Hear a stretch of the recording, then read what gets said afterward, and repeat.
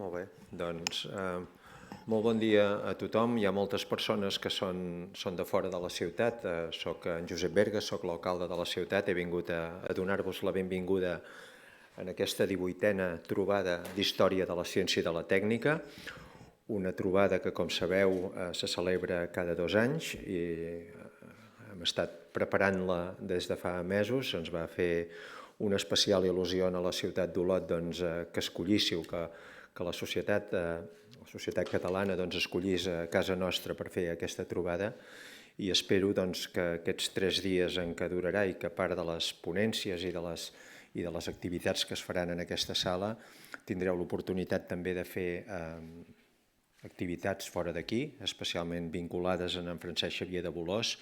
Espero que us hi sentiu com a casa, que en gaudiu, que us ho passeu bé, que a més convertiu aquesta trobada en un espai de relació entre vosaltres, que sou estudiosos, us importa la història de la ciència, us importa la història de la tècnica, i es trobeu en aquest moment en l'Espai Cràter. L'Espai Cràter és un equipament relativament jove, fa pocs anys, fa encara no 3 anys que està en funcionament. Està dedicat a explicar precisament el fenomen dels volcans, que en la nostra comarca té una importància molt gran, és allò que és més característic d'aquí.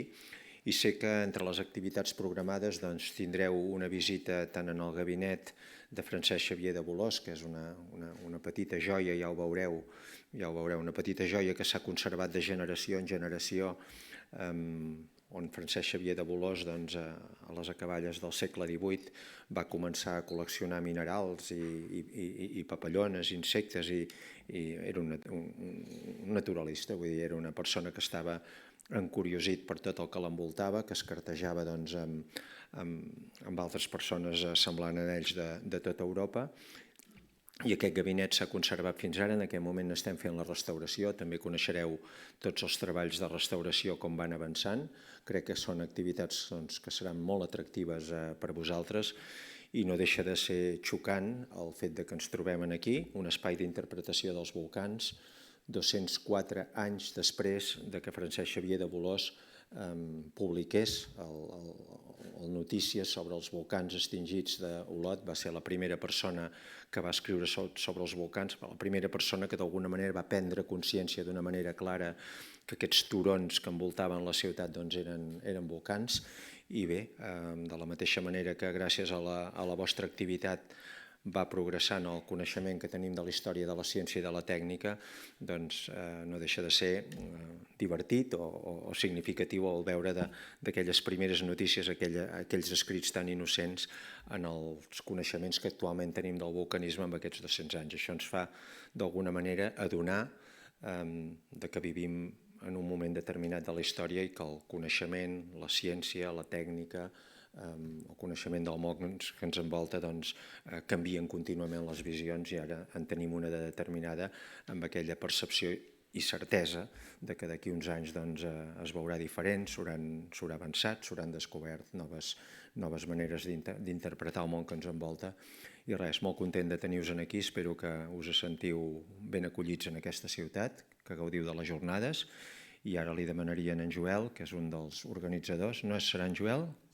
En Jesús, doncs Jesús, sisplau, endavant, i explica una mica tot el programa que els espera avui. Moltes gràcies.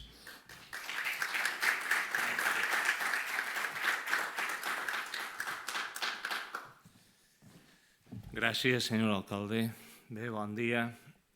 Com a president de la Societat Catalana d'Història de la Ciència i de la Tècnica, em resulta també personalment molt satisfactori estar avui i fer aquesta trobada precisament a Olot. Una part de la meva recerca al llarg dels anys està dedicada a la història de la geologia i, per tant, estem en un lloc de referència al respecte. Bé, sempre aquestes trobades són motiu de goig, de reencontre, de retrobar-nos, en un format relativament reduït, com és la nostra trobada. on els lligams personals també suren d'una manera espontània. Són moments també difícils per a molts de nosaltres. Els que som valencians estem patint ara una situació, com bé sabeu, molt escarpa, i això és també una espècie de bàlsam o d'alleujament enmig de tot este desastre. Justament fa 50 anys un historiador eminent, Stephen Brush, va publicar a la revista Science un article amb un títol prou provocador, "Should a history of science be rated X?" Ell centrava sobretot la seva reflexió en com les noves maneres de fer història de la ciència que s'estaven conformant en aquell moment es ventaven cap a una reflexió més crítica de la història del coneixement científic i tècnic i com això d'alguna manera contradia aquest sentit geogràfic o celebratori de la història de la ciència i de la tècnica envers la ciència i la tècnica actuals. És a dir, aquest acostament crític que ens ha de caracteritzar als historiadors. Clar, això provocava alguns recels en les comunitats científiques precisament perquè no sempre parlava la història de la ciència i de la tècnica de vides exemplars o de maneres ortodoxes de conformar el coneixement científic i tècnic.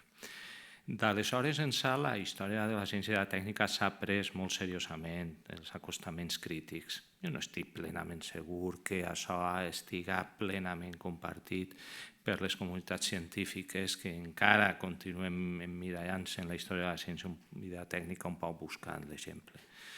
Però, en tot cas, els historiadors de la ciència i de la tècnica ho tenim molt clar.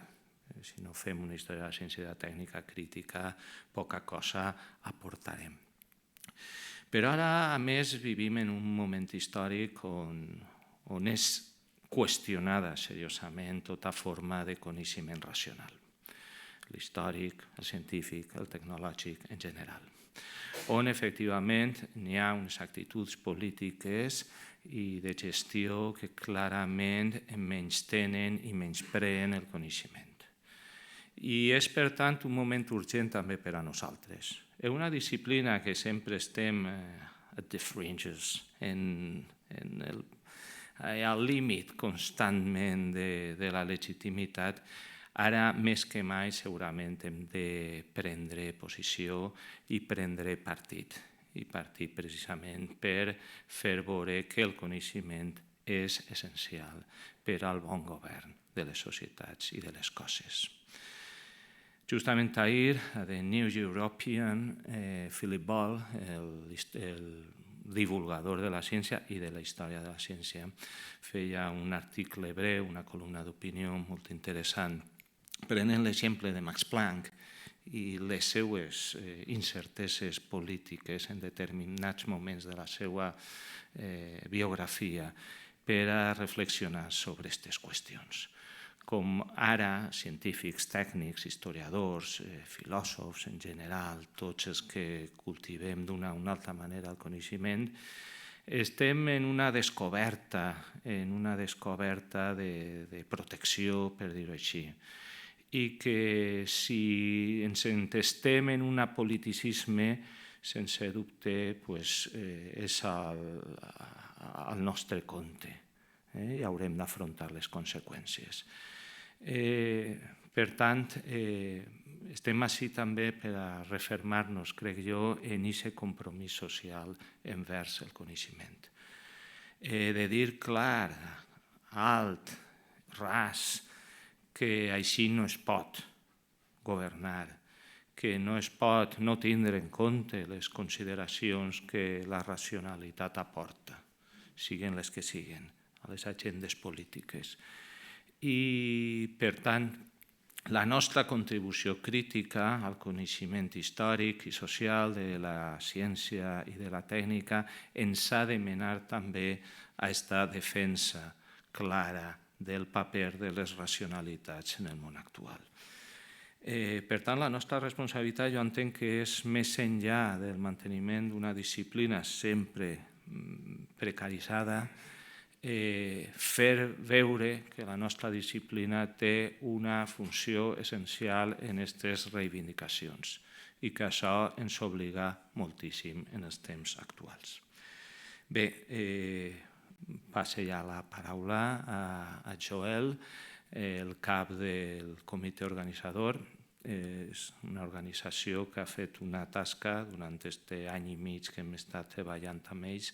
Ha sigut realment un treball exemplar. Jo crec que la trobada serà tot un èxit des del punt de vista organitzatiu. La part de l'èxit acadèmic ja ens correspon als comunicants i participants, però des de l'organització crec que s'ha fet un esforç magnífic i que es reflectirà en uns dies no només profitosos, sinó molt agradables.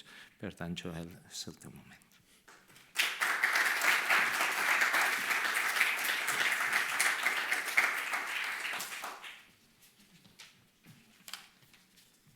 Bé, jo seré molt breu, porto molts papers, però seré molt breu. En primer lloc, donar-vos la benvinguda. La benvinguda, com deia l'alcalde, a Olot, en un territori en el qual encara hi ha molta cosa a explorar en el nostre àmbit.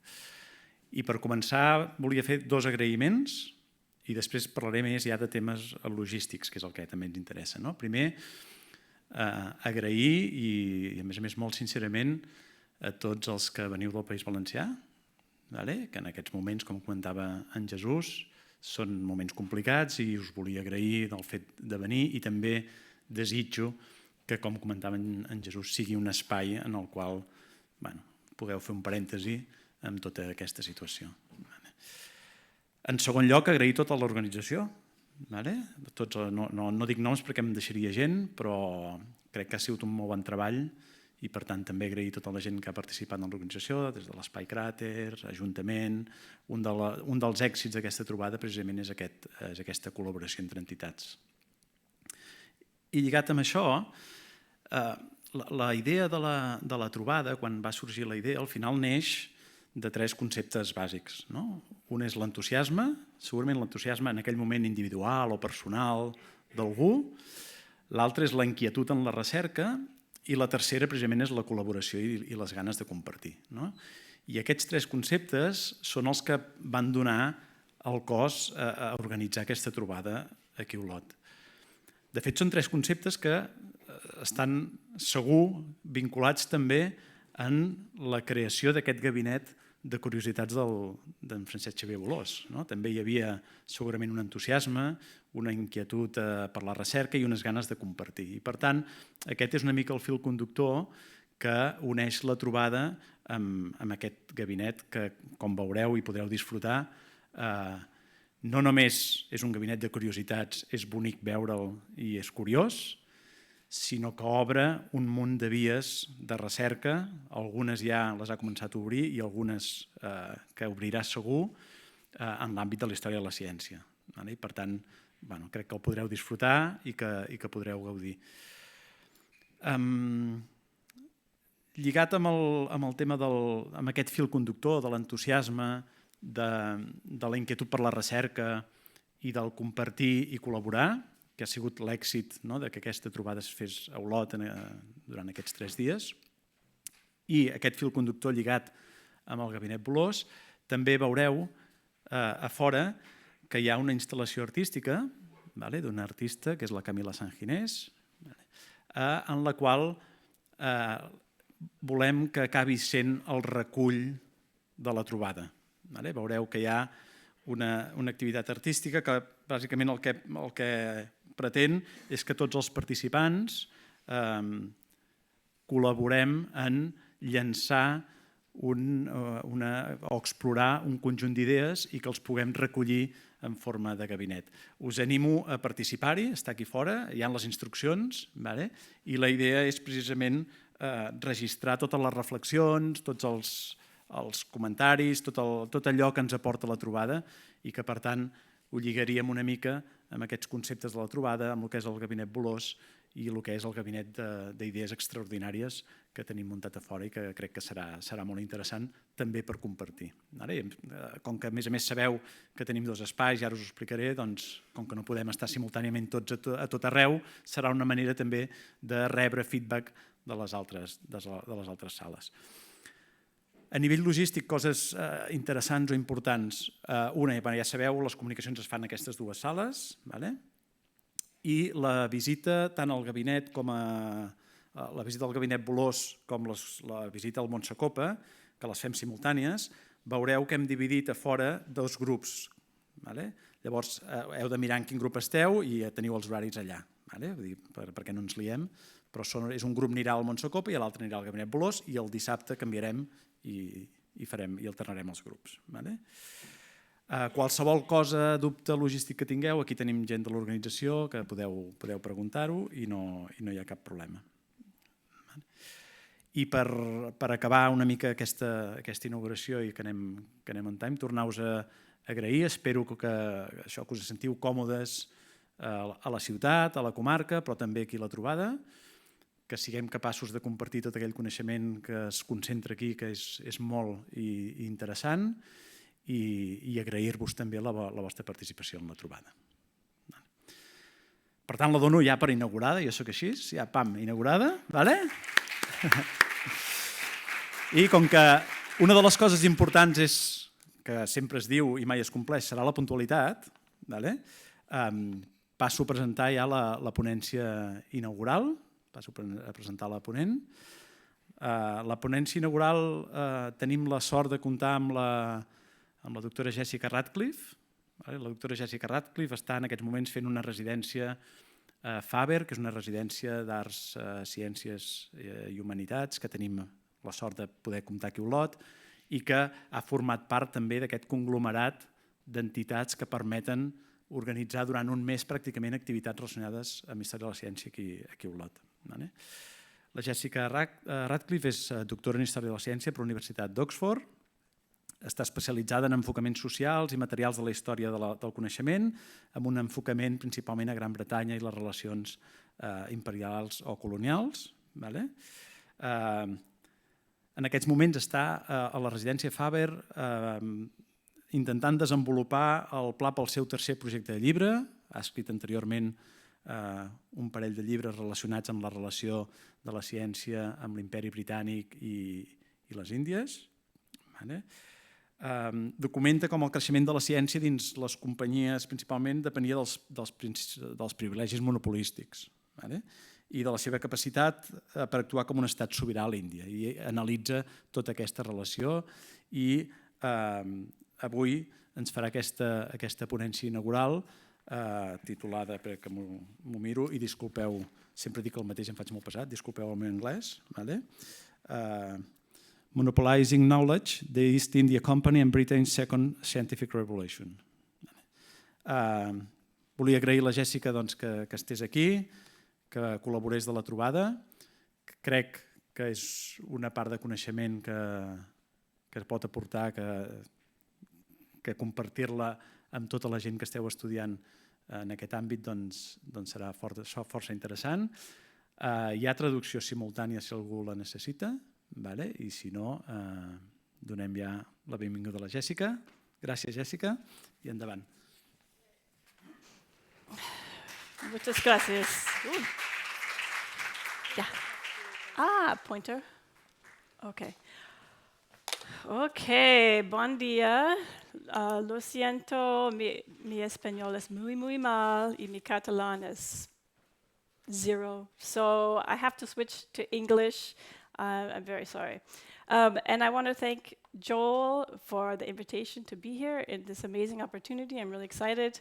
And Jen for all the work that Jen's done, and also all the people at the Faber residency, which is an amazing opportunity. Okay, so let me, there's my laser, I'm just testing. There's my laser. I'm recovering a little bit from a little cold. So the excitement of the talk is going to be, will I need to use my Ricola or not while I'm speaking? But we can hope not. Okay, so today I'm going to be talking about my new book, which is coming out in January, and this is the cover. The book is an institutional history of science at the British East India Company.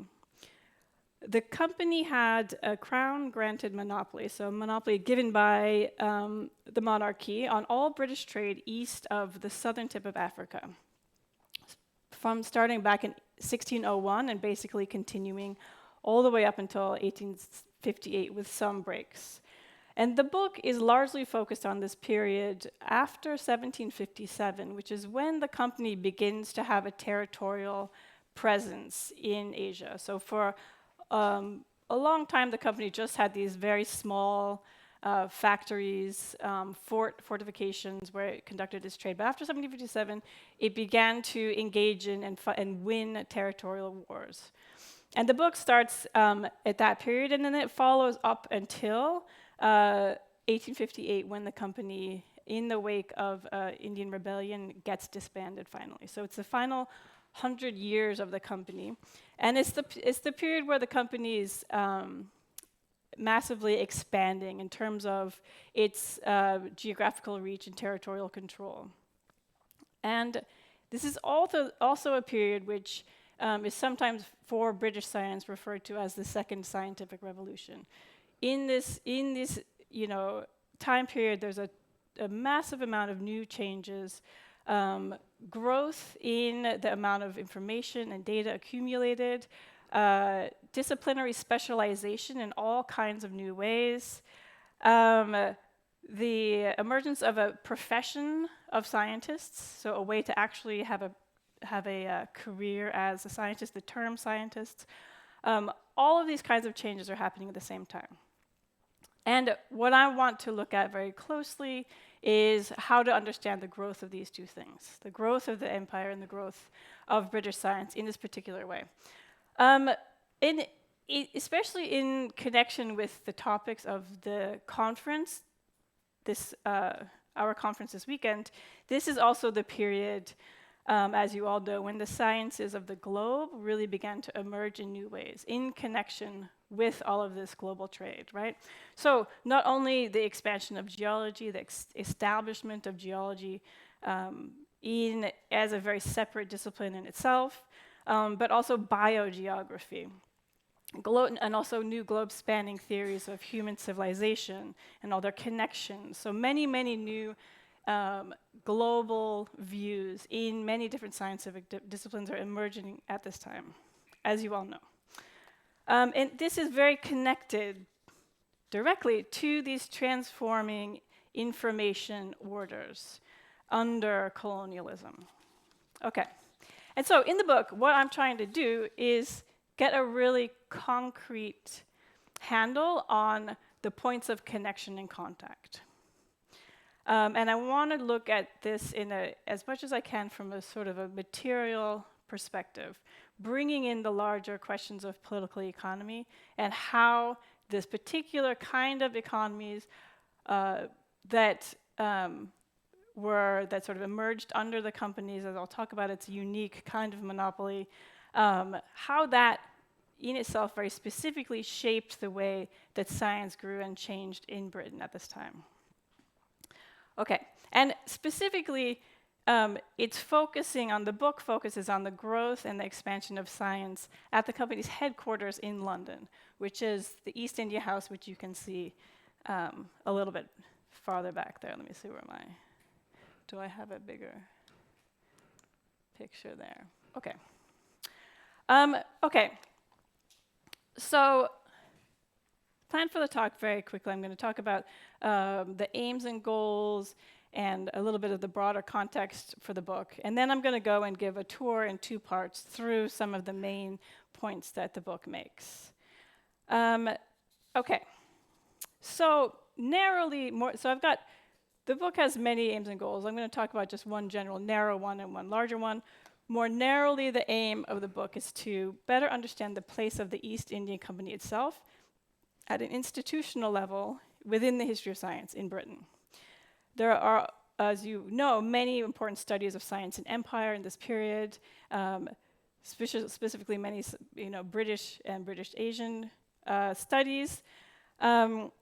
But surprisingly, for the case of the company itself, there hasn't been much of an attempt at looking at a comprehensive sort of synthetic, institutional level study of science and how the company's relationship with science to the production of scientific knowledge changes over time. There's lots of studies of people working under the company and producing all kinds of scientific works as employees, but it's usually these stories are told through individual projects. And I'm trying to get a more sort of mid-level picture. Because I think it had a huge impact on the shape of the political economy of science in general. Because the company itself was this entity, the administrative, the legal entity that regulated all trade and therefore all circulation of knowledge between Britain and Asia in this period. So there's a ton to explore here. And many years ago, David Arnold, for example, in one of his famous History of Science in colonial India, stated that on the subcontinent, the company and its servants had a near total monopoly on Western scientific activity. So it's acknowledged that the company, in many ways, because it controlled trade, because it controlled not only trade, but movement of people. So any Europeans who wanted to travel to the subcontinent would have to get approval of the company. So it's been acknowledged that the company had a sort of monopoly on access to Asia's knowledge resources. But generally, historians have kind of had the general picture that what that translated into was a company administration, court of directors that were much too busy worrying about trade and wars and balance sheets and so on to entertain any proposed scientific proposals. So it was a very laissez-faire situation where the company although it had the means of control, and in effect, whether it was doing something or not, it was shaping the nature of the flow of knowledge. When people were producing natural history or works of Orientalism and so on, doing science, they were doing it despite the company, not as part of the company, not because of through company patronage. So in that sense, the picture is that the company is sort of insignificant in our understanding. Okay, but I think there's a lot much more to the story, and I'm going to show you some of that today. Okay, and more broadly, so first aim to better understand the base of the company. More broadly, what I'm trying to do with this case is to connect the history of museums, libraries, also universities, closer to histories of capitalism and to the growth of knowledge resources, growth of knowledge economies and to the global trade in knowledge resources. And I use this term knowledge resources is a little bit awkward, but what I mean by that is just to capture all of the different kinds of materials that were being accumulated in different places for the aim of increasing useful knowledge. So we're talking about specimens of all different kinds, also manuscripts, books, works of art, antiquities, all of these things collected in different kinds of repositories. And useful knowledge in this period was used extremely broadly. So for example, works of art might be gathered, collections of works of art would be gathered with a sort of a stated justification of having the works of art and having British artists look at the works of art will help improve British aesthetic tastes and capabilities, things like that. Okay, so very useful knowledge is a hugely broad category at this time. Okay. So, and I'm especially interested in the sort of the global geography of scientific production. So how the labor of science, the labor of knowledge production gets divided up across the world in different ways at this time.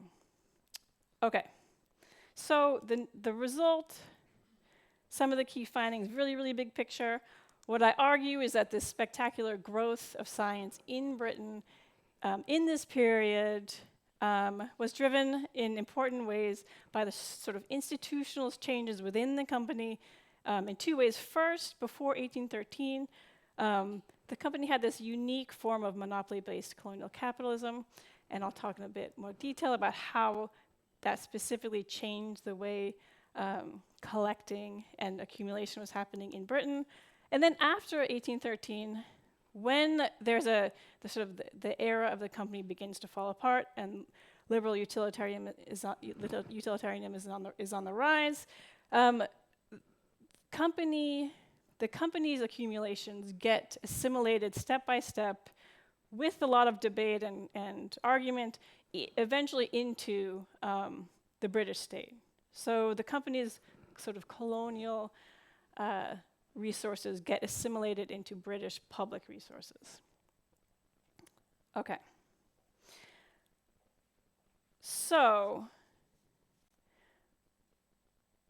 and I should also mention that I'm talking about the company having a monopoly over knowledge resources and the flow of knowledge and people and communication, but it's also very clear that in practice the company did not have complete control. It was always only partial, but it was still very significant. Like, for example, Alexander von Humboldt, after his work in the Americas, he approached the company twice with a proposal to go do studies of the Himalayas. And the company rejected his proposals twice. And instead, it was company employees, company servants, they're called, company naturalists and surveyors who conducted some of the first surveys of the Himalayas. So it was very consequential. Okay. So,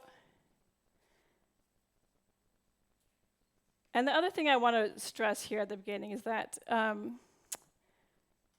the companies, well, actually, I'll get to that in a little bit. Okay, so quickly, approach. So I'm arguing that in very big picture, that Britain's second scientific revolution was the product, at least in significant ways, of the unique form of the company's colonial capitalism. And to really, really briefly explain the sense I mean of a kind of impact of the political economy on science, let me really briefly draw your attention to some contemporaries of the period of the company's library and museum in London, Karl Marx and Friedrich Engels, who in German ideology very briefly talk about the relationship between science and commerce. And they say, but where would natural science be without industry and commerce? Even pure natural science is provided with an aim, as with its material, only through trade and industry, through the sensuous activity, the labor of men. And this sounds like they're maybe saying, we might read this like, oh, what they're talking about is powerful economic actors, corporations, the industrialists, were able to shape science to their needs. Were able to drive the direction of science and the ways that they thought would benefit them financially, right? But actually, Marx and Engels were talking about a completely different kind of overlap. This little section is actually like they're arguing with another materialist, Feuerbach, who was saying, okay, well, we need to understand the materialism of knowledge production, and he's giving examples of, in the lab, the chemist has this special instrumentation that allows him to see things and experience nature. He has a specially trained eye. And this is the material nature of knowledge production. And Marx and Engels were like, no, that doesn't go nearly far enough. If we're going to talk about the material basis of knowledge production, we have to talk about the laboratory space. We have to talk about the lighting that's used and the gas lines that that come into the lab. We have to talk about the clothes that keep the scientist warm, the food that sustains them, the streets, the city. We have to talk about the whole mode of production within which scientists are working. And they say, for example, imagine if for 1 year all human labor stopped and there was no production at all of any kind. What then would our chemists be able to see? well, he would be dead, they say at first. First, he'd be dead. And second of all, nature itself would be completely different because there's no way of getting out of our mode of production, already producing a new kind of nature. So it's this super, super, super broad sense in which we need to understand the material basis of scientific production. And I'm not going that whole way, but this is I'm emphasizing this because what I am trying to look at is how science, yes, is very deeply internal to, it's a part of the wider political economy, but not in a way that means that science is being shaped by powerful economic actors. Instead, it's more what I'm more interested in exploring is how science is constantly shaped by the matter at hand, the wider material culture, in all these different ways that shape the conditions of inquiry, the horizons of possible scientific change, things like that. So this is where I'm coming from. Okay, so let's jump into the book. Here is another picture of the new East India Company offices that were built in 1801. And when this office was built is when the first museum and library was added to the company's institutional headquarters. These are, these guys over here. These are some traders. This guy, for a long time I thought he had a knife or something, but actually he's just pumping water for his horse over here. Okay. So, and here is the general organization of the book. The book is divided into two parts, and those two parts correspond to two very different institutional modes, or sort of what I'm arguing as a sort of orientations to the production of scientific knowledge. And I should say that the book deals it doesn't deal with the way the company is managing and accumulating financial and trade and administrative information. It's focused on the sciences, primarily Orientalism, natural history, and some practical mathematical sciences. Okay. So these two parts correspond to two very different institutional modes of engagement with the science. And I'm arguing in the book that across the period I'm looking at, there's this distinctive shift in the way the company organized itself in relation to science. So I'm going to talk now about part one, and I'll sort of summarize the argument there, and then we'll move on to part two. Okay. So in this early period, the making of company science, I talk about science under the company, but not at the company. And what I mean by this is that up until around the 1790s, 1780s, 1790s, the company would actually contract out or rent the expertise of others for most of its scientific needs. So like every global trading company, from the beginning it always required a huge amount of expertise in the practical mathematical sciences, in knowledge of the languages and the cultures of the people they're trying to trade with, natural history, so the company always required and used the sciences in many different ways, but it didn't own or manage or accumulate or regulate any of this itself institutionally. Instead, it would hire out the ship captains, and the ship captains for each voyage had their own set of maps and plans and charts, which they bought from the chart sellers in London. Surgeons were responsible for their own education, their own set of instruments and books and resources. The first historiographers, so the people who were first hired to write histories of the company, did so with their own libraries and their own sets of records rather than the company records.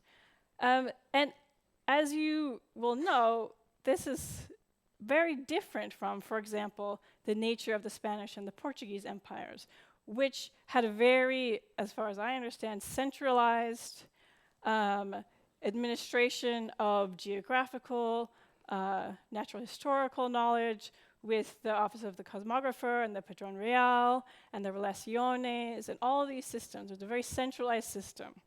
It's very different under the company. But the other side of this was that those people who were hired to work for the company were also free to profit from the sciences. So many ship captains, for example, would write their own travel accounts and were allowed to publish them and try to make money off of them. Even more lucrative was what was called the private trade. And I'd be interested to know if there was something like this also in the Spanish empires. So there was a formal way in which trade was organized under the company where a certain amount of every ship was devoted to what's called the private trade, which was individuals buying things, whatever they, taking their own amount of whatever to trade back in Britain on their own. So the official trade, all official trade, went from Asia to company warehouses to auctions by the company. The private trade was a small amount of the cargo space where individual, from ship captains down, had some space to take some of their own, to buy some things and try to make a profit back in Britain on their own. And ship captains, for example, made the majority of their money on the private trade. So it was a pretty big part of what was happening. And all of the knowledge resource trade was happening in the private trade.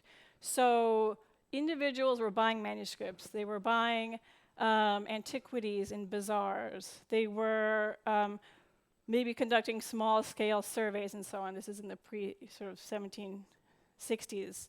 And they were gathering it for their own use, either to keep and to add to their own private collections at home, or to sell on to other private collectors.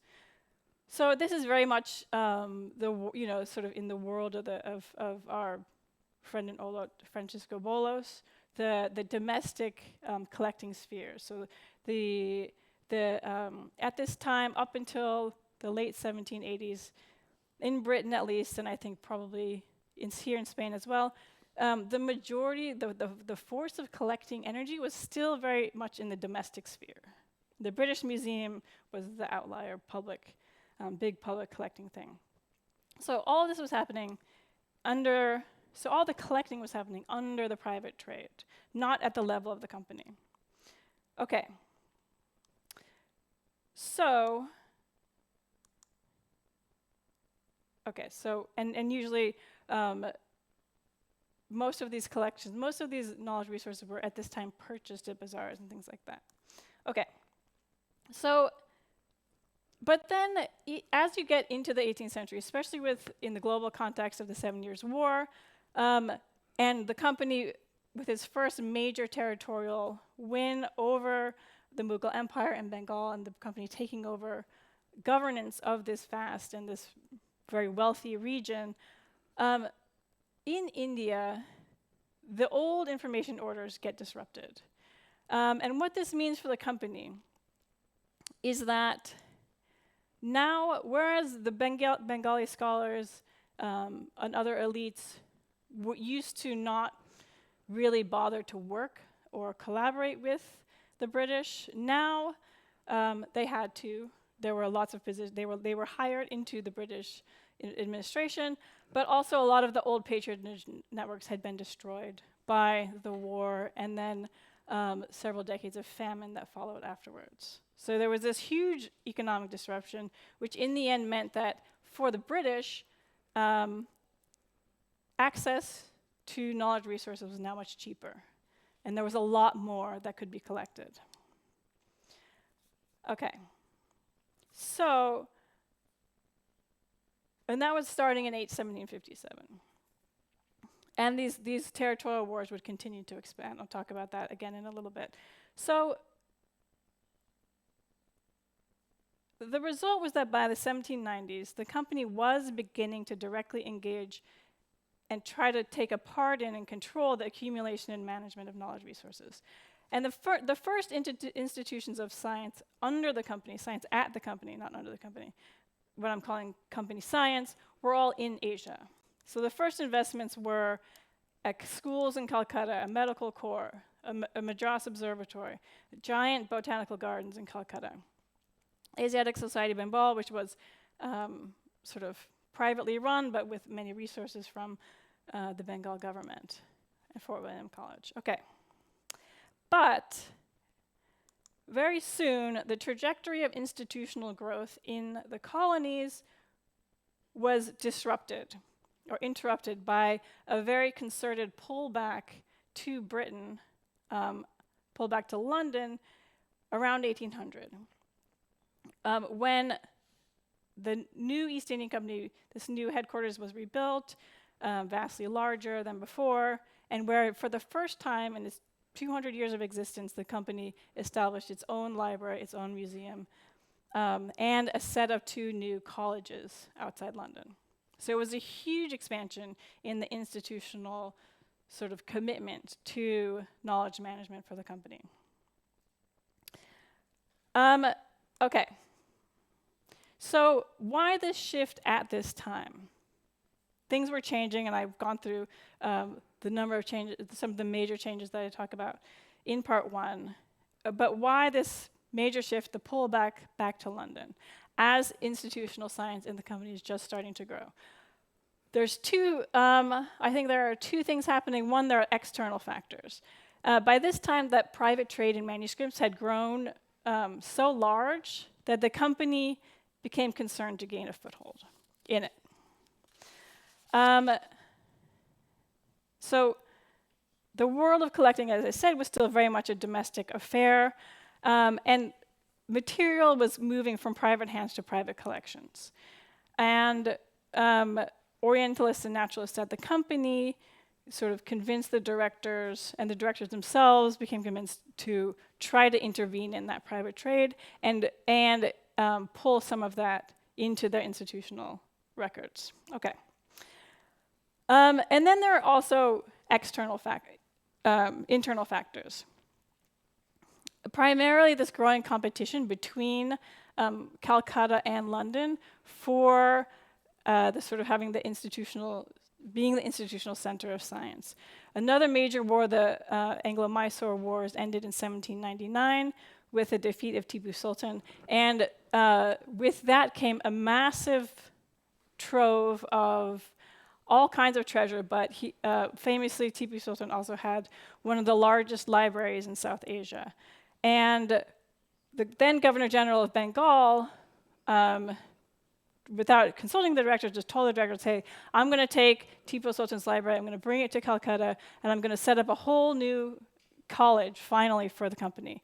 And we're going to be able to train all of our employees here, and this will be the founding collection of the library, and so on and so on. As soon as the company received that plan, they sent a letter back saying, no, actually, you can't do that. I'm disbanding the college. We're disbanding the college that you just set up, and we're requiring you to ship all of that library back to Britain. And that became a sort of an impetus, so that who's going to have control over Tipu Sultan's library, and who's going to have control over the training of the company, of the new company recruits, became this impetus to pull all of this back and build those institutions that were originally proposed for Calcutta back in London. Okay, so the key points that I want to make for this first part of the shift in the making of company science is that it was not inevitable that this sort of center, this imperial center, London or India House, became a center of science and education. Instead, it was very specific political and economic developments. There's the nature of the company's monopoly itself and the internal free trade, which allowed for a certain kind of pattern of accumulation. And then there was the lowering cost of accumulation of knowledge resources in Asia after the wars and the sort of economic disruption in Asia of the wars. And then these contingencies of the results of plunder and then administrative battles inside the company. All of these things had to come into play in order for this. So it's not just this inevitable thing that imperial centers become centers of scientific production as well. Okay, so let's get on to part 2. From company science to public science. So these new institutions, for what I'm calling company science, are the focus of the second part of the book. And when it was first announced the company was going to open a library and museum in India House, it was presented as a repository that was intended to bring into what was then called public, but limited and actually corporate owned. The company was a corporation of shareholders. But being into public, this is how it was described, into public reach, all of these manuscripts and artifacts that were now going into private collections. And it was described as being for the sake of the people of British India. So the sake of the people in India. It was to preserve their heritage. It was to form a national collection. And it was always funded from tax dollars from British India. So as it grew, it became a very bizarre national collection because it was funded from taxes from India, and it belonged in theory to the people of British India. It was described as in service to the people of India, but it was located thousands and thousands of miles away within a foreign country. Okay. And eventually, it became absorbed into British public science. Okay, so let's take, before I go through some of the points that I make in the second part, let me just go through some pictures and show you the inside of what's happening. Here's another view of Leadenhall Street, the street where the company headquarters is. I like this one because it shows a little bit more of maybe what things were really like on the street. And here's just a footprint of where the house is in the middle. It's right in the middle of the city of London. And what's there now is the Lloyd's of London skyscraper, if anybody ever remembers seeing that in London. As I said, the company also built these pretty huge new colleges in Britain, Haileybury and Hertford College. Haileybury was near Cambridge. It was built by an architect who had built some new Cambridge colleges. It was very Cambridge-style collegiate. It boasted the largest quadrangle of any building in Britain at the time, and it was very closely connected academically to Cambridge as well. And this is the floor plan of East India House. And the original library was here. Just these two rooms here, library and museum together. And this is also where the offices of the curators were. And this is a picture of the museum and some of its original rooms. I'll highlight this little blob back here, which was one of the most, and still is one of the most famous items in the collection ever. Here's another picture of it here from Illustrated London News. Does anyone recognize this? What this is Tipu's tiger, it's called. This was also some of the plunder from the Anglo-Mysore Wars, and this was a mechanical kind of automaton that could be wound up, and then the tiger would roar and growl, and the British officer that's being savaged would squeal and move around. And it was made in the court of Tipu Sultan. Okay. Just mentioning as a side, lots of these items are still circulating around in auctions. So here's a auction from 2019, the Sotheby's auction, or Christie's auction, where these where plunder from the Mysore Wars are still being sold. One of these tiger heads from the throne of Tipu Sultan, Tipu Sultan's magic box, very intimate item. The label says this was taken from the body of Tipu Sultan. There's a huge amount of material still circulating, and you can still see it. Actually, this was probably, so this is now in the British Library. It's in an exhibit right now, one of the tiger heads from his throne, which was also in the company's museum. It's being used in a very different kind of post-colonial critical exhibition. This is a fabulous exhibition. But I just want to mention that lots of these materials are still circulating around. Okay. So you can see, I'll show you a few more floor plans. As the 19th century went on, the collection grew and grew, and its growth accelerated. And you can follow the floor plans, in the floor plans, how more and more spaces of the headquarters would be taken over by museum space. So down here, for example, this is a secretary's apartments, but that would become a museum here. This was the new sale room, which is where all of the auctions of everything from Asia were sold. That would also become part of a museum when the company no longer was engaged in sales. So, and all of these rooms that are highlighted in pink would eventually be taken over for either storage for the museum or exhibition space. Okay. So for example, and then the rooms themselves were also transformed. This was the sale room. This is where all the auctions happened. In 1833, as I'll talk about, the company was barred from all trading. So this room became redundant, and they turned it into this sort of kind of Mughal palace type display space for all kinds of sculptures and antiquities and things. Here's another view of it. And this is the old apartment buildings that was on the sort of corner of the building, also turned into a massive new display space. So the collections are growing and growing, and as the company administration is changing, unused spaces, redundant spaces get taken over by the collections. Okay, just more of those. Many, many more spaces get sort of eaten up by the accumulations. Okay, so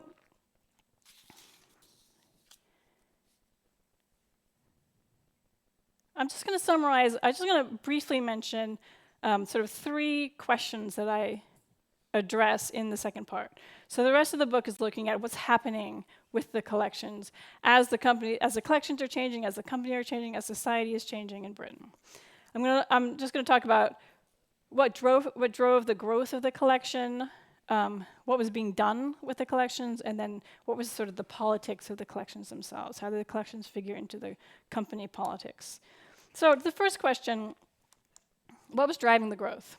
The key dynamic is war and territorial expansion. It's pretty clear that surveys and surveyors were huge contributors to the growth of the company collections at this time. And for the first time, starting in around 1800, the company was always soliciting donations from people who were doing whatever collection, doing their own collections. They were always trying to get people to donate stuff to the museum and library. But they also started hiring people to go out on collecting expeditions. And they would do so in the wake of new territorial gains, in the wake of wars. And then later on in the century, they would be embedded with campaigns and do collecting while the campaign was on the move. And so company surveyors, especially like Colin Mackenzie or Francis Buchanan Hamilton, William Griffith, were also massive collectors. Often they were making private collections, but they were formally, officially collecting for the library and museum. So it's a very different kind of mode of accumulation. And this map just shows you how much territory the company gained. This is including like princely states and protectorates, so it's not formal control over these whole areas. But the red area is the company territory in 1795. And by 1858, at its dissolution, it had control over all these areas down here. It had Singapore, it had Hong Kong, it had access to Hong Kong and Macau. And then the dotted areas are a kind of a map of natural history collecting anyway in this period. And it kind of shows how a lot of the collecting is happening at the margins, at the frontiers of territorial expansion. This is too much text, but you can chart the wars and then the collecting expeditions that follow in their wake. across the century. Okay, so what drove the growth of company science? Surveys connected to the wars. Also, though, company librarians and curators had budgets for purchasing in London. As Europe began to publish on Asian topics, the library was trying to keep up. And institutions of science in British India, in India, were also growing rapidly at this time.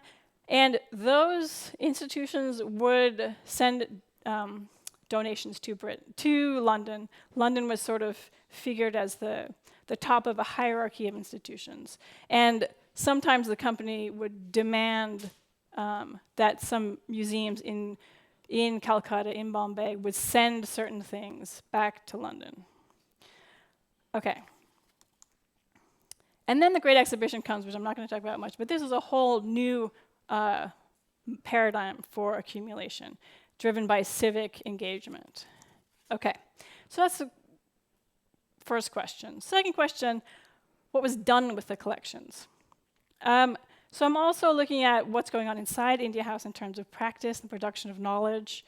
There's so much more to talk about here, but the main thing, some main themes I want to stress is, so with, in two of the large areas of work, what we would call Orientalism and natural history, both were engaged in certain kinds of sort of philosophical history and philosophical natural history.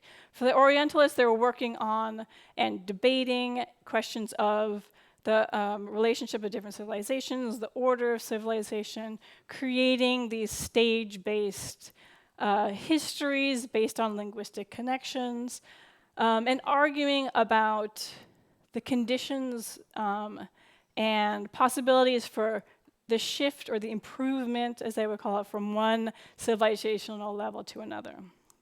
And there's a ton of work, and I'm just showing a few random items from all of the Orientalist work, and it extended to, of course, all kinds of antiquities and objects. And then the other kind of work being done by the naturalist was also a kind of philosophical natural history.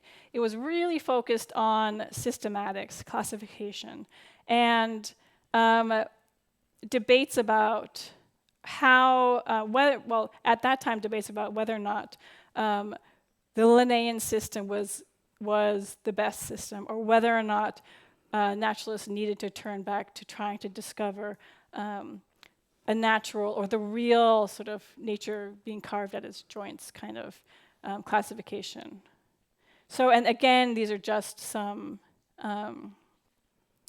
samples of some work done. Thomas Horsfield was the curator at the sort of the naturalist at India House for a long time, and he was also a quinarian, which was a very British but kind of radical, strange new system of classification. I think I have a picture. So this is in his publication. This is from inside his publication. All of his specimens are now at the Natural History Museum. So the quinarians sort of were trying to fit life into these 5 different groups, and they all connect to each other in an analogous way. It's very complicated. Each 5 sets have 5 sets within them, and so on and so on. And all of that is just to underline how, and there was a lot of fossil work done. Sorry, I know some people are interested in that. I'm passing over that pretty quickly.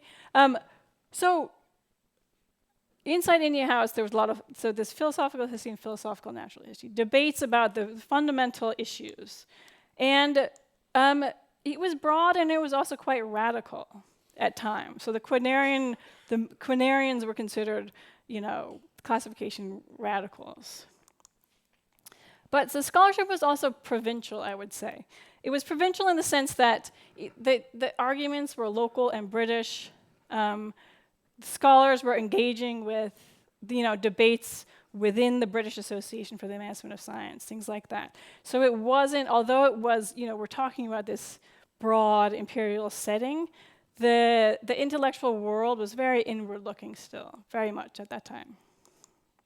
And then there's another sort of significant shift, what was being done with the collections, which is after 1833, and I'll talk about this a little bit briefly, although I know we're getting short on time. the company lost its trading rights. So it was slowly losing its monopoly rights through the century. And so it was stripped of all trading. It was only now a sort of a government administration. After that time, there's a really marked shift towards the company explicitly producing scholarship that was meant to serve industrial and commercial questions or uses. So the Great Exhibition was deeply in the organizer's mind, connected to industrial sciences and the growth of commerce. And the museum work really took a sharp turn in the 1830s towards industrial, what we might call industrial science. Okay, so for example, collecting models of industrial arts and manufacturing in India. Textiles, of course, hugely important. Cotton production in India is just starting to take off at this time, but so still that what is the British are most interested in is trying to copy the designs and the techniques of the Indian manufacturers in order to mechanize them and sell them back to India cheaper than that can be produced in India. Great Exhibition. Okay. So lastly, what was the politics of science? Very quickly. So in this period too, in this last part of from 1800 to 1858, there were all of these changes happening at the company. It was expanding territorially, but back in Britain, it was losing its monopoly rights, and its institutional autonomy from the state was dissolving. So every 20 years, the company's charter would be renewed, and there'd be a debate in Parliament about the monopoly. Should we keep it? Is it good for India? Is it good for Britain? And so on. And then it would be approved or not by the Crown. And the liberal doctrine of free trade was very much on the rise, influence of Adam Smith, and so on. And so finally, in 1813, the company began to lose its monopoly powers. It first lost its monopoly on Indian trade, but had the China trade. But still, it maintained control over access. So you still had to apply if you wanted to travel to India. And then in 1833, the company lost all of its monopoly rights. And all of the company's material was formally transferred to the British state. So at that point, the company's museum and library, on paper, became the property of the people of Britain. But in practice, the questions of ownership get very, very complicated at this time. But I'll only emphasize two things. One is, two topics. On the question of monopolies and knowledge production, there was a lot of debate. The company argued that monopolies are the best way for knowledge accumulation and management. Only under monopoly could you create the kind of institutions of science and the kind of understanding of India that the company claimed it now had. The anti-monopolists, on the other hand, would argue that, well, but by restricting the movement of people and things, you're restricting the movement of knowledge. And you're restricting it, most importantly, they were arguing at the time, the growth of knowledge in India. And there were a lot of industrialists in India who were making this kind of argument. Okay. Second issue, how do you define imperial public science? So who should own and manage the collection? Is the company's museum and library a British public resources, or is it a British Indian public resource? And the company argued that the company's knowledge resources were serving the people of India by serving the government of India in Britain. So the collections should remain where they are, the company should own them, but of course, they would give free access, and they did to scholars and the public in a kind of limited way. The anti-monopolists argued very strongly that since the company's science was now the property of the people of of Britain, it was maintaining basically an illegal monopoly on knowledge by continuing to maintain sort of control over access to all of that material. And they were pushing for it all to be moved to the British Museum or similar at that time. So that's a sense of the kind of political debates that were happening around the collections at the time. All right, now I'm just finishing up here very quickly. So things would change again in 1858. There was a huge rebellion in India.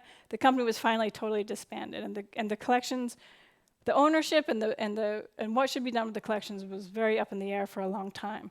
One of the ideas was to build this kind of like massive sort of Taj Mahal and the Thames Institution for Institute of Indian Studies, but that didn't happen. And instead, slowly and in a convoluted way, all of those collections get divided up between Britain's national collections, which is where they all are today. Now, really, really, really quickly, I just want to stress that, so I've been looking at all these different sort of convoluted contingent historical geographies of accumulation of knowledge, and the connection, hopefully, I've made the case with specific political economic changes.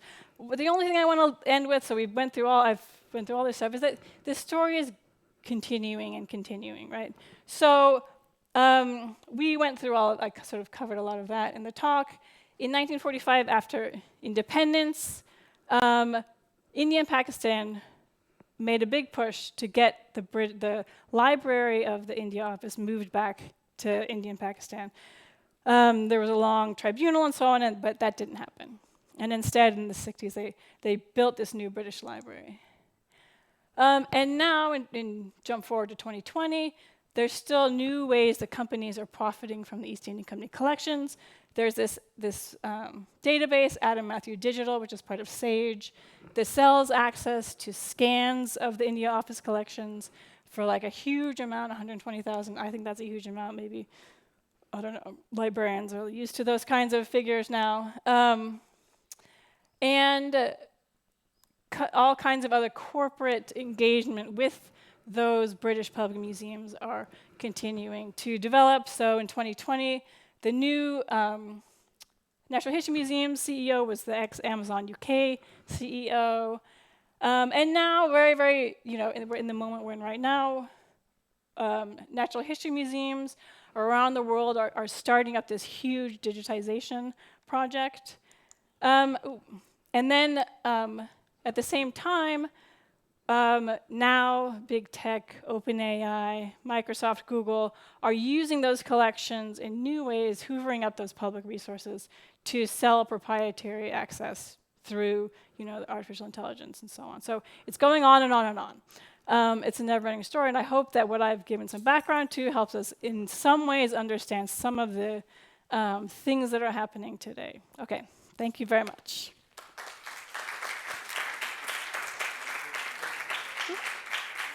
Okay, now. Thanks, Jessica. I put this thing on now, I believe. És el moment de si algú té algun comentari, alguna pregunta per la Jessica. Tenim entre 5 i 10 minutets. Do I put it on now?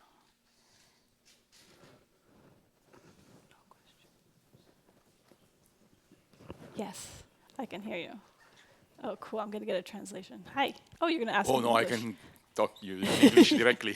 Thank you so much. It was a very interesting talk. Thank you. And I just have a curiosity about the extent of the collections in the India House. Is it in the 30s when he started to improve and enlarge in amount of the material? It was already possible to identify the area most represented in the territories exploited by the East Indian Company in terms of quantity and quality of material. For example, you mentioned northern India, even the Himalaya, or the coastal areas, or the inland. The question is about if it was possible to understand a ratio, maybe, for dividing material according to the areas or not. Yeah, that would be amazing. They never produced a catalog, or they didn't start producing catalogs until the 1850s. So there isn't a clear record of the material, though there are daybooks that record everything that comes in. So you could, in theory, tally up everything and get a quantitative picture of the regional representation, which would be really interesting, but I haven't done it. my sense is that the largest material in the 1830s would be from the South India, Mysore, and the Deccan, and the northern frontier, because of there were the Anglo-Nepalese wars around that, the Himalayan range. A lot of collecting was done up there too. So those two regions, and then smaller collections around the other sort of fringes of the territory.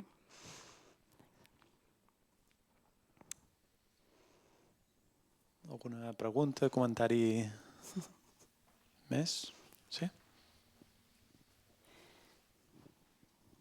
I am curious to know about well your perspective on disciplines in the academic world. Like, I mean, I would say you do imperial history, but you are a historian of science and technology, and you are in an STS department. And but there is a very long debate about the role of empire and about, for instance, if British or historians of England or historians of Britain can ignore the empire and just write about what happens in British soil or not, not because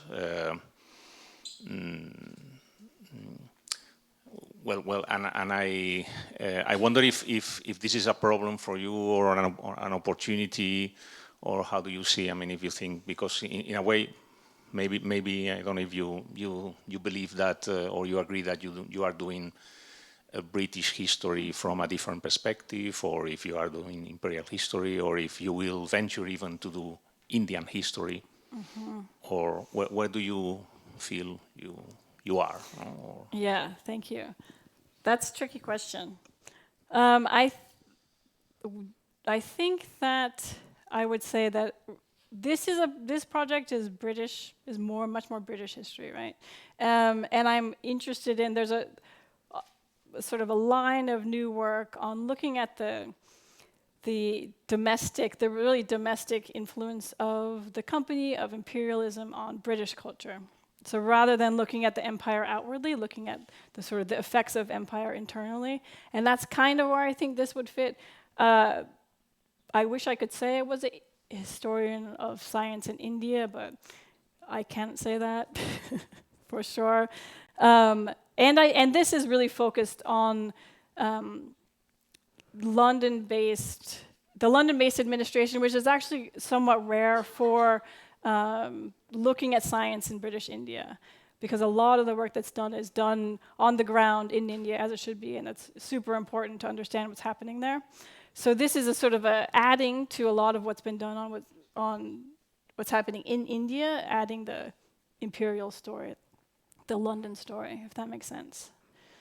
Yeah. Sí?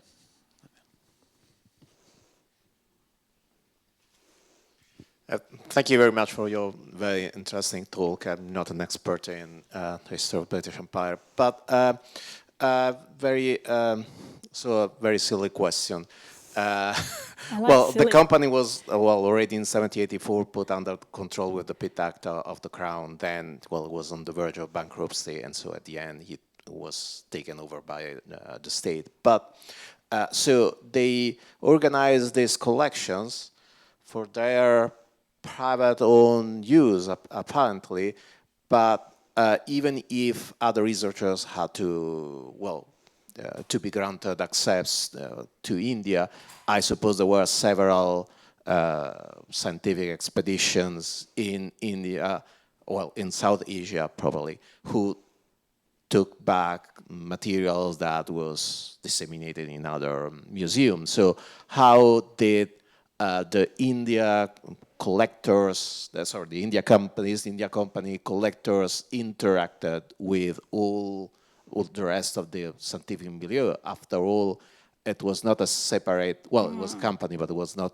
something completely separate from the scientific and political environment, British environment. I don't know if I've been clear. Yeah, that's a really good point. And I didn't say enough about this in the talk, but there's a kind of a two sides to the way that public access worked for the company's collections. For naturalists, orientalists, professional scientists, to use an anachronism, there was a lot of collaboration. There was a lot of loaning of materials to other institutions, like the Royal Institution in London. Eventually, when the company was collecting much, much more than it could keep track of, it was offloading all kinds of material to lots and lots of new libraries, museums, societies that were growing in London. So one of the big connections is that in this period, in London, there's this huge boom in disciplinary-based societies, like the Zoological Society, the Geological Society, and the Ethnological Society, and so on and so on and so on. And all those societies form around collections in one way or another.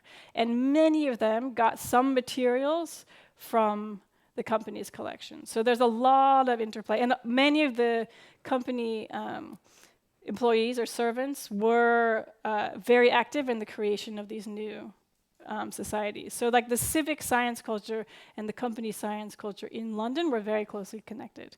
But then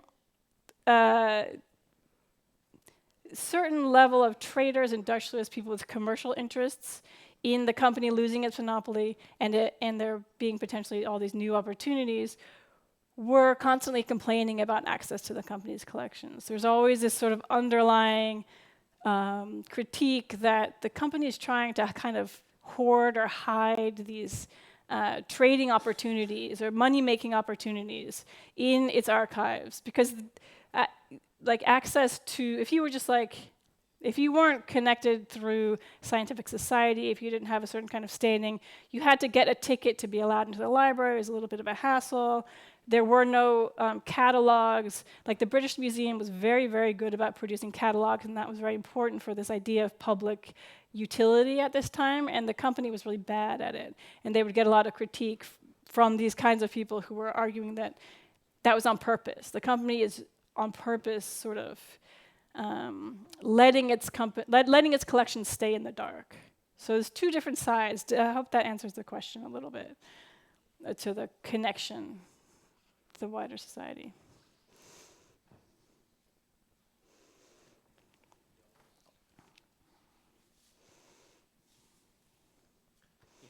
Thank you very much. Very interesting topic, and in a sense, well, as you said yourself, more of a British topic about Indian materials. And I wonder, in your book, is there a way to give voice to the Indian actors and to their agency in all of this process? Because as we know very well, I mean, when it comes to collecting, it's all about the Indian guides, the Indian collectors, the Indian naturalists. You mentioned the Bengal scholars at one place. How do you manage to insert these voices and the agency of these actors into this British-dominated kind of caption of collections and bringing it all to London? I'd be curious to know. Thanks, that's a great question. So since I'm looking at, I don't talk too much about individual collecting practices, although when I do, most of the people that I end up talking about are collaborating with native scholars in one way or another. Although there's a limit to what we know about them. But they're at the sort of bit more institutional level. There's a couple ways where kind of sort of collectively, what you might call, Indian scientific or Indian scholarly interest sort of comes to play. And one is when the museum in London is requesting certain donations get sent back to Britain. And in the Asiatic Society of Bengal, there is a significant number of native scholars and people active, and they and industrialists, Indian industrialists, especially in Calcutta and Bombay, they're working very closely with the British East India Company, but they have their own agenda. And they're vocally criticizing the accumulation of the material back in Britain. And they're making the case that for a museum to be useful, it has to be in the location where people can use it. And they're also the ones making the case for usually making the case, not always though, for opening up a free trade. Again, because the argument is the company is not only restricting the trade in goods, it's restricting the trade in knowledge. So we would have, the Indians were saying, we would have more scholars coming to us if the company didn't have its monopoly. So there's that, and then later on in 1851, when the Great Exhibition starts, that's this whole other mode where donations are solicited from towns and municipalities who can sort of showcase their region in this big imperial center. And those municipalities, a lot of the committees are mixed, Indian and British elites, and they have a lot of say. You can see how their interest in the presentation of what happens there shapes what gets collected. So there's a couple, so it's at levels like that where I can say things. Molt bé, no tenim temps per més, vale? Ja anem una mica tard. Un parell de coses logístics també. Gràcies, Jessica, primer. Thank vale? you. Per tot. Thank you everybody for coming and listening.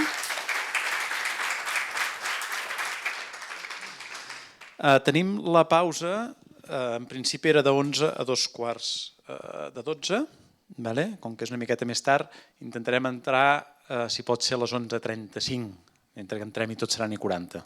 Vale? I així no tracem tant les coses.